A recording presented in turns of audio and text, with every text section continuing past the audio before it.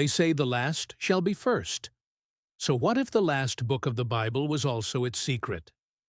Scholars have long debated whether Revelation is prophecy, prediction of the future, or whether it's a secret code.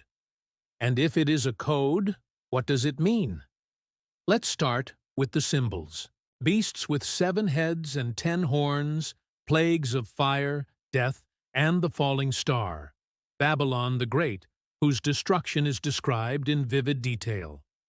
To the original readers, those who followed Jesus in the first century, these symbols weren't just visions of the future, they were coded critiques of the present. They lived under the oppressive rule of Rome, so Babylon meant Rome. The beast with 7 heads could be none other than the Roman Empire, whose leaders persecuted Christians. The number of the beast, 66, might not be a prediction of a future dictator, but a coded reference to Nero Caesar, the Roman emperor at the time. Other numbers in the text, like 7 and 12, could be codes for names and titles of Roman emperors, hidden in plain sight, invisible to the persecutors, but clear to those who followed Jesus. But this is where things get really interesting, because while some see only future prophecy in Revelation, others see a text that describes not only the rise and fall of the Roman Empire, but also the fate of every empire since, including our own. For instance, the Great Plague described in Revelation could be interpreted not only as a warning for future pandemics, but as a description of the Black Death, which ravaged Europe in the 14th century. The same could be said about the fall of Babylon.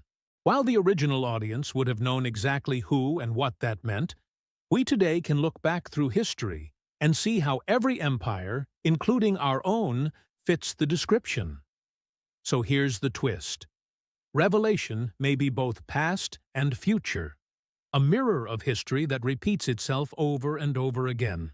A book that came out when Christianity was persecuted stayed true to its message as the church became the persecutor, then became the persecuted again and again and again throughout history. The symbols may be old, but their meaning is still being debated. Which brings us to the question, what do you think? Is Revelation a secret code? If so, what do you think it means? Let me know your thoughts below. And one more thing before you go.